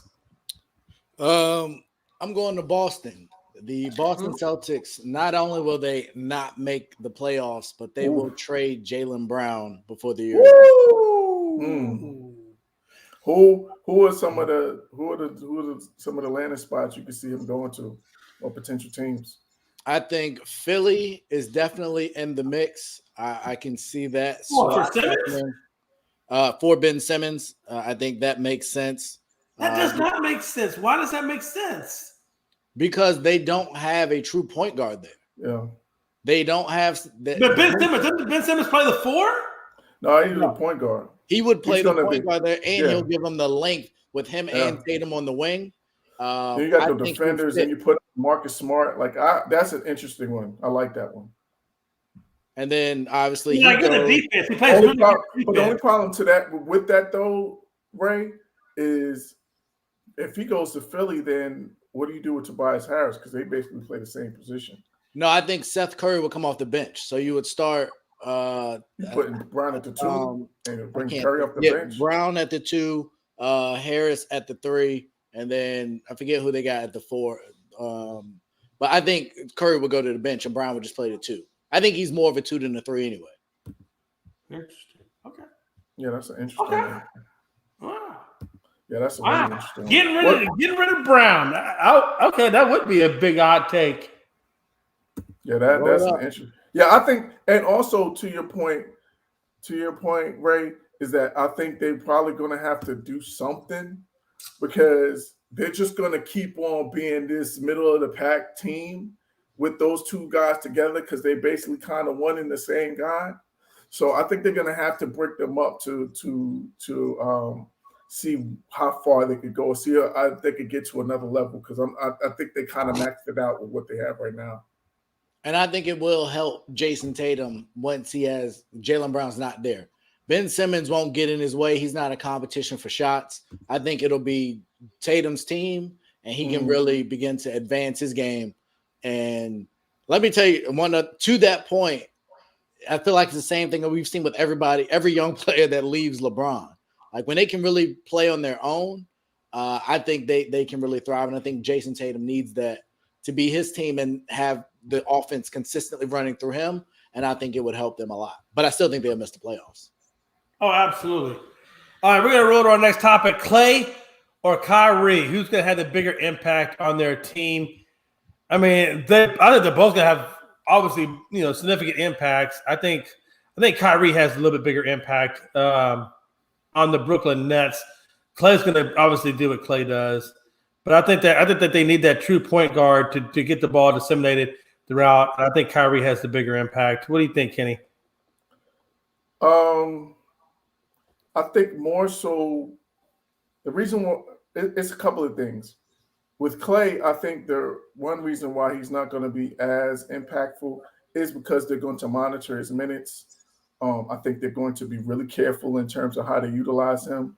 And as well as he's going to have to integrate himself back into that lineup. And they got some guys that's been rolling. Stafford's rolling. Andrew Wiggins is playing well. Jordan Poole is playing well. So I think he's going to, they're going to kind of slowly and steadily kind of increase his workload to kind of get him into the flow. So I think because of that reason, he won't be as effective. And, with Kyrie, it's just one of those things that when he plays, he produces. So it's just as long as he plays his minutes, then you know what you're going to get from Kyrie. And I just don't know minutes-wise what Klay is going to be in terms of how many minutes he's going to play. So I think that's the biggest reason why Kyrie will have more of an impact than Klay Thompson. All right, Mr. Ray, what you got, brother? So I think both are going to have obviously a huge impact. I think they're both have for completely different reasons. I think what's being missed here is I think it's really, really, really important for Brooklyn to get that, or I think it's less important. Let me take that back. For Brooklyn to get that 1 seed because Kyrie can't play in their home games. So when we start talking about playoffs, if we're talking about finals, Kyrie still can't play in those home games. So I think his impact is limited, especially when we get to the playoffs. That's true. That's a good point. Because he's not going to be there for potentially more than half of their games in every series. Whereas Klay, I think Klay will be there. And by the time the playoffs get here, he'll be back in the starting lineup. They'll have Jordan Poole coming off the bench. Hopefully they'll have solidified that rotation. And Klay's going to be Klay. I think he'll integrate fine because he knows the offense. He knows how things run. But I think the fact that Kyrie's going to miss still half the games, at least half the games, means I just think it's going to lessen his impact on what they can do. I think, between Ray and King, you both have valid points with Klay being monitored, so he won't have as many minutes, and then Kyrie missing games. I think, they almost kind of could wash out each other in terms of what their limitations are. I think Kyrie, being the point guard, obviously a lot of that offense will flow through him.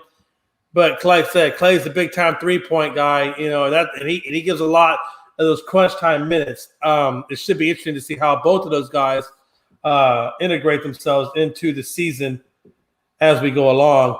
Real quick update, with 22 seconds left in the fourth quarter, 31 Michigan's going to go ahead and win this Chick-fil-A Bowl. So good on them over Pitt. They came all the way back. They were down big. Yeah, they did, man. Hey, I really thought Pitt was going to win this game, but Michigan came back. Hey, they proved why they're the number 10, and they proved why Pitt is still number 12. Yeah. All right. Hey, so let's move on to the next one. We kind of hit it already on this when we talked about Luca and Morant, but who has the bigger upside, Luca or Morant? I'm going to give my opinion. I think Morant has the bigger upside or the bigger ceiling just because I feel like Luca has been playing this game since he was 15 against professionals. So he's been the professional hot seat for quite some time now. And I think that we've seen the polished version of Luka Doncic's game. I think we've seen, I'm not saying he can't tweak his percentages, with field goals and 3 points. He can, you can always maybe, but I think that we've seen the best of what Luka is going to be. You know what I'm saying? Whereas I think with Morant, he's only been out of college a couple of years. So I feel like Morant is a little bit more of the unpolished stone. And I feel like he has so much more left to develop on his game against professional athletes. And he's already playing at a very high level. So when you figure a guy's playing already at a high level, and yet he's only been playing against professional athletes for a couple of years, I feel like his ceiling in terms of how much growth he can obtain is so much higher than what Luka has already done, even though they're pretty much only the same age, which is so crazy to me. Kenny, what do you think about that?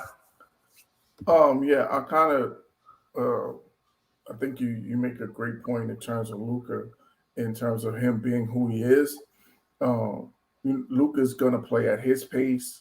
Luka's going to, do what he does. Like, this is, to me, he's going to be like clockwork. You know what you're going to get from him night in and night out. And I don't think we've seen the best version yet of Ja Morant. Exactly. He's just starting to develop his three ball. And the fact that he's developing that three ball is just going to make him a nightmare to be guarded, because if you got to push up on him with his quickness and his athletic ability, absolutely, it's just going to be a nightmare to try to contain. So I just think he has so much more of a ceiling. Like you said, I think he has more that he can get to. Like, we haven't seen the best version of Ja Morant yet. While I think we have seen what Luka is going to be going forward. Like, I mean, he may average some more points. He may average, some more. He'll flirt around that triple-double level, maybe for the most part for his entire career. But I think Ja Morant has a chance to be a 2010 guy. He could potentially be one of those guys that could be the guy that leads the league in scoring and assists, like that hasn't been done since Tiny Archibald. Like, he has that type of potential, right? To where we see something that we have never seen before. So I just think his ceiling, I think, is a little higher, and I think that I would say if I had to compare it, I would say that Luka's like right here at his ceiling, where Ja Morant is like right here in terms of his ceiling. So I think that's what the difference is. And I want to be very clear. I don't think in any way, shape, or form that Morant is better than Luka. What I think is that Luka can be better than Luka. And that's the thing about potential, and ceilings, even for that matter. Your ceiling can be here. Whether or not you get to that ceiling, that's another mistake. Because, you got to figure in the NBA, injuries can affect you. There's a lot of things that can affect you from hitting that ceiling. But I think or Ja Morant's potential to be better than Luka is definitely there. Because, like you said, I think he's the unpolished guy. He's the unpolished diamond. We haven't seen the full Morant. And hopefully, that's the thing about potential. Hopefully, he reaches that potential that I think he can reach. Ray, what do you think? So I think it's trying to think of an accurate comparison.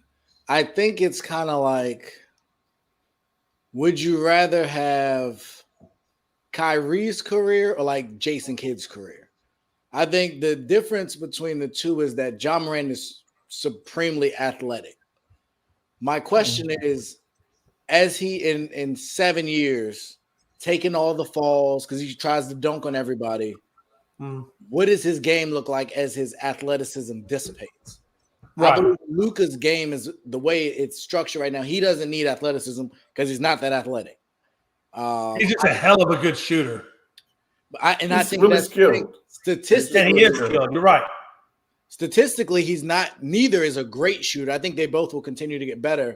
I also think Luka takes a lot more tough contested threes, whereas most of Morant's threes are pretty wide open because people don't respect his ability to shoot. So under that premise, which is where I think that big ceiling is. I think that biggest potential is. But can he develop that game? I think Luka's way more likely to be a 20 and 10 guy or a 25-11 guy than Morant is. Like, I just think the way he has the ball in his hand, the way he controls pace, I think he's way more likely to be statistically better. I think Ja might get to a point where he scores more, but overall, I think Luca would just have a better game suited to almost like Russell Westbrook without the athleticism. So I think both have a huge future. If I had to pick one, I might lean Morant. I would lean Morant on ceiling. I think he could be something absurd. But based on what I'm seeing and the way it's trending, I think I would still take Luca today based on what he's proven. That Clippers series still happened. I haven't seen John Morant do that in the playoffs that Luca did to the Clippers. And so until he... Oh, I agree with you 100%. He did put 30 on Steph.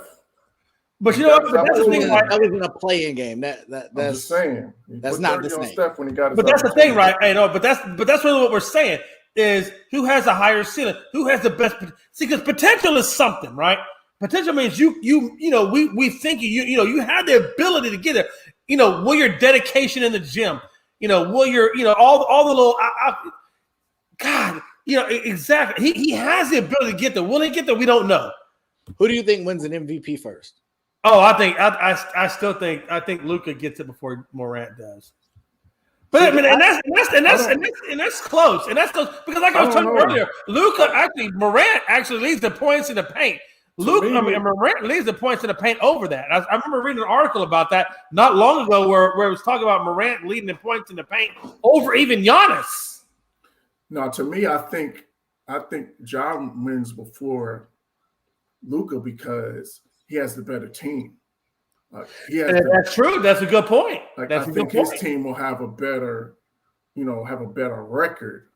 Going over the course of the season, he has more talent than Luca, and we talked about it earlier. But at the same time, though, what makes the MVP? Having more talent or having less talent and still putting up the same? I mean, but that's my point. Like normally the MVP is the best player. But it should go who operates with the less talent with the same record. Right. So my point is if you're the best player and your team has a better record, like if you're putting them two against each other, and you put the stats up against each other, then the differentiator is going to be the record. So I think when you know what I'm saying. True. So, that's true. Because they're putting up similar stats like Ja. I mean, Luca has better. He's putting up a little bigger stats. I just was looking at it. Luca's doing 26,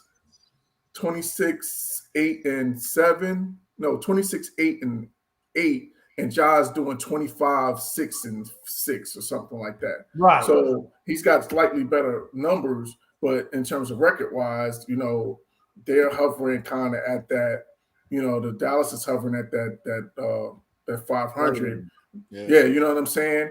And so when you look at those standings, they're a little further along. So that's why I said his team is he's got a little more to work with, where they're 22 and 14 and looking at it, and Dallas is 16 and 18. So it's just one of the things where if you got a better team, you got a better chance to be an MVP. Absolutely, I totally agree with you. And Ray, did you want to add anything on that before you go to the last topic? Oh yeah, just to kind of add to that, I was gonna say if Ja this year can get Memphis to that 3 seed in the West and they win 50 plus games, I think it's gonna be hard to not give him the MVP. Yeah, I agree with you. He's already in the conversation. You can't name anybody else on that roster. And if that team gets to 50 plus wins and is a 3 seed in the West, I agrui with you. I think it's going to be hard. I think we can all agree that both players in their own rights are just special guys. And I'll be honest, I'll take either one of those guys in the Rockets. Hold on. And I'll take either one of those guys. That game against the Lakers is one of those MVP kind of games that a player needs. And what he just did, that 41 against LeBron, when LeBron was cooking, that's something that they're going to reflect on. All right, let me ask you this question. Let's look outside the box for a second. Out of those two guys, who is the better leader for their team? I think Ja's a better leader. Yeah, I've heard a lot of discourse with KP and the coaching staff. There's been a lot of drama around Luca as a leader. I think he's a phenomenal player, but I don't think he's a great leader. So you think we all think that Ja has the better leadership potential? Yeah. And just real quick, I'm pretty, one of my friends is Brevin Knight. We grew up together back home in Jersey, and he calls the Grizzlies games. And we were talking, and he was just telling me how they just love playing with this guy. I think that's the difference, where you're not sure that everybody loves playing with Luca, where with Ja, all of those guys love playing with him. Right. So I think that I can kind of see that. Whole, you know what? Let me ask you a question. Let me ask you this. I'm going to take it to a really weird level. Do you think that they maybe enjoy playing with Ja a little bit more because maybe they have more in common with Ja versus what they may have in common with Luca? For example, I don't know. I mean, does Luca really have the pulse of the team? Do they relate with the same type of thing? You think are they on the same? You know what I'm saying? More like culturally? Just all the way around. I mean, do you think that Ja is able to relate with the teammates because they have more in common and they can kind of, you know what I'm saying, kind of can get around that? Whereas maybe Luca doesn't necessarily have a lot in common, and they don't necessarily hang out in the same social scenes and develop that same. It's all about bonding. I guess that's what I'm getting to. Do you think that Ja is able to bond more easier with his teammates than what Luca is doing? Yeah, I don't know. I think with that team, like, you got a lot of guys that's in the same age range, so it's a little bit easier perhaps for them to bond. We got a different because they're the same age, right? Luca's the same age as but I'm talking about, like, you got guys like, Jaren Jackson Jr. Is young. Kyle Anderson is young. Desmond Bain is young. Melton is young. I think the only older guy is Steven Adams. But you got a bunch of young guys that are kind of all in the same demographic, the same age range. Whereas opposed to, you got guys like, Tim Hardaway's been in the league for a little while. You got Luca, then you got KP, then you got the whole cultural thing where you got different guys coming. And that's my point. That's my point. So it may be a little harder for them. Yeah, it may be a little harder for them to. Let me ask you this. I really truly believe that if you can bond with your teammates, it makes it easier. Chemistry is everything. It makes for better chemistry, right? Because you're able to learn. There's no barrier there that prevents you from learning how this guy, where he wants the ball, this, that, and the other. I think the bonding experience will accelerate the chemistry. And that's where I wonder where, with, like you said, with Luca, I wonder if he's not able to bond with his teammates to develop the chemistry that maybe Ja is able with the Memphis Grizzlies. I agree. Yeah, it's definitely possible. All of those things play a factor. Let me ask you this. Do you really think for 1 minute, and this goes back to the fucking Lakers even. I firmly believe in my heart of hearts, especially coming out the Houston Rockets, the year that we won, and we had the year we believe, that you can take a team, and I think the Phoenix Suns even can show you that more. You can take a team that doesn't have the best talent, but has the best chemistry.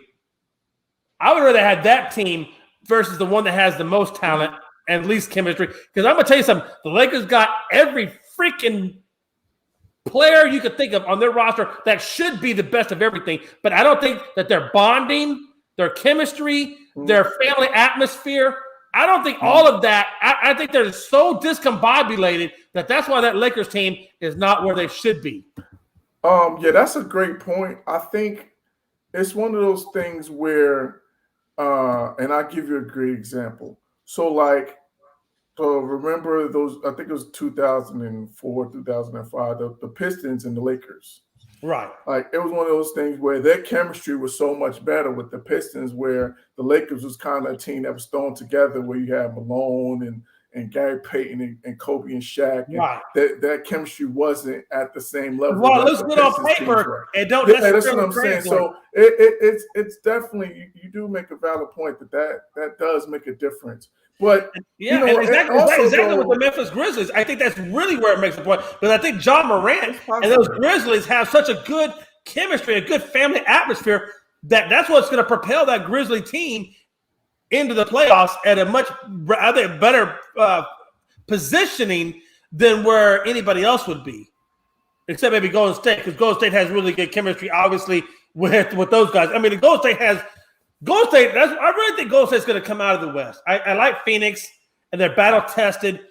But if Clay could come back and play where Clay was playing at, and give Clay, and Clay could give Golden State what he gave Golden State during those championship years, and you put the Dub Boys back together, nobody's going to be able to take away from what those guys are able to do, man. It's just crazy to me how good they are. I think we just got to be careful, though, with our expectations for Klay Thompson. Exactly. I agree. Yeah, because like those are two, you had two major injuries on both legs, ACL on one leg and then Achilles on the other. And like his responsibilities for those Warriors teams, he was the guy that was taking on that assignment, the defensive assignment, besides, Draymond in the front court. And then Klay Thompson was taking on that assignment in the backcourt. Whoever the best scorer was in the backcourt, he was taking him. They hired Steph on defense. So I think we got to wait and see how he's going to be, on the defensive side, because that's what made him so valuable, because he was such a great two-way player. That really was a big difference as to why they were so good, because they weren't the greatest defensive team. Like they had really good defensive guys that they made timely stops. You know what I'm saying? So that really makes a difference. Let me ask you that. Go ahead, Ray. I'm sorry.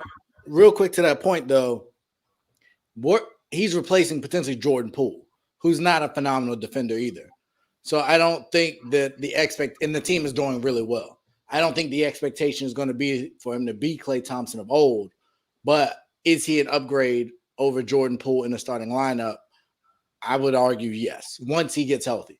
And I think because of Poole and Toscano Anderson and Gary Payton II and all of them, they will allow him to kind of transition back in smoothly. But for what I think they're going to primarily need him to be that knockdown shooter. And they still got a bunch of players that can fill in that defensive role. So I think he'll be fine. But no, I don't think we're going to get 62 points in 3 quarters, Klay Thompson. But we'll get a guy that can still go get you 25 or 30 on a given night if you leave him open. All right. Definitely possible. All right. Hey, with that being said, before we give final thoughts here real quick, I want to give everybody his final thoughts on who they think is going to be in the NBA Finals coming out of the West, just the West. And I got Phoenix Suns. Who do you got, Kenny? Yeah, I want to see that Golden State and Phoenix matchup in the Western Conference Finals. Oh, me too, man. I think that's going to be a 7-game series. Ooh, that's gonna be beautiful. Yeah. All right, Ray, what do you got? I think Steph's always owned Chris Paul, and he'll own him again. I got the Warriors. All right. Hey, there you got it, folks. Phoenix and 2 Warriors. That's the way it's been all damn night. Me against them. Son of a bitches. Anyway. No, hey, listen, I love each and every one of these guys, dude. I respect them a lot. No doubt. Hey, listen, man. It's been another day. Kenny, you got anything you want to say to the folks before we take off out of here? No, everybody be safe out there. Enjoy your new year, be safe, and if you're out in public, make sure you're being careful, because this Omicron variant is really serious. So just be careful and enjoy your family and friends. And I'm just looking forward to this weekend, man. These bowl games. Me too, man. It's gonna be a great weekend for sports. Yeah, I can't wait. I want to see, if Cincinnati's going to step up and give Alabama a challenge. That's really the one I'm really looking forward to seeing. So this is going to be a fun weekend. We still got some hoops going on at the same time too. So the bowl season is here. We finally made it to the semifinals. We get to see who's going to play for this national championship. We'll find out tomorrow, and I'm excited about it. So it's going to be a fun time. All right, Mr. Ray, final thoughts, brother. Yeah. So kind of on that front, I am going to say I got Alabama, Michigan in the national championship. Okay. Wow. On Monday. But no, just to your point, man, the world is going crazy on so many different levels. Be safe. Do what you got to do. Whatever you feel is necessary for you and your family. Make sure y'all are protected. Make sure you're safe. And yeah, man, it's been a great year. I've really enjoyed my time here on the network. I know I jumped in late with you guys, but y'all have embraced me, giving me some opportunities. So now it's just been a real pleasure to be a part. I know Freddie's not on, but he came and we had a brief conversation, and he's kind of giving me the runway. So shout out to y'all. Shout out to the network. Shout out to Freddie for all we're doing. And ASAP's going to do even more in the next year. No doubt. I'm still tripping on that whole freaking Wolverines thing. What the hell? Georgia got. That's all right. Hey, listen. Yeah, I don't. I'm with Ray though. I don't trust Georgia's offense, man. I just don't trust their offense. So I get it. Oh, you don't trust Georgia's offense? Yeah, I don't trust Georgia's offense. I don't think they got enough pieces. Let me ask you a real question. If you had to go with the quarterback right now for Georgia, who you going with, Stetson or JT Daniels? Me personally, I'm liking this Saban. If you ain't cutting it, I got to go with my other guy. I'm going with JT Daniels. Who you going with, Kenny? Yeah, I probably would go with Daniels too, but not with any conviction. Like it'd be one of those things where you got to have a quick hook. Like if he's, you know what I'm saying, if he's struggling in the first quarter, like you got to go ahead and make that and pull him because this is it. Like we don't have no more. There ain't no more tomorrows after this. So yeah, you can't that's my thought process too. I don't understand. You know, look, and we could go on the whole night, but I just want to say this real quick. If you know Nick Saban is in the national championship against Clemson and he's riding Hurts and Hurts ain't getting it done, so he takes Hurts out and benches him and goes with Tua and they're going to win the national championship. Hey, Kirby's smart. Maybe you ought to take a page out of his playbook and take Stetson out before he goes 4 interceptions deep and put in your boy JT Daniels and let's ride that horse. Maybe you ought to take that page out of the playbook. I'm just going to put that right there and let y'all marinate on that. Ray, you got anything else you want to say? Are you good, brother? No, I would say I would go Daniels too. I think he's a little bit more dynamic as well. But I think to your point, the hook got to be quick. I don't think you tell him that going into the game, but you got that in the back of your mind. Yeah, you got to have that in the back of your mind. You got to ride the horse that's getting you there. And obviously Stetson wasn't doing it at the time, so you should have. That's another day for another time. And we will find out this weekend. What will Kirby Smart do? We'll find that out and we'll talk more about that on Monday when we come back. Kenny, Ray, I love you guys. Great talking with you. Great debate. Hey, freaking beautiful, man. And I love you guys. Happy New Year. Real Talk is out of here. Peace out, love.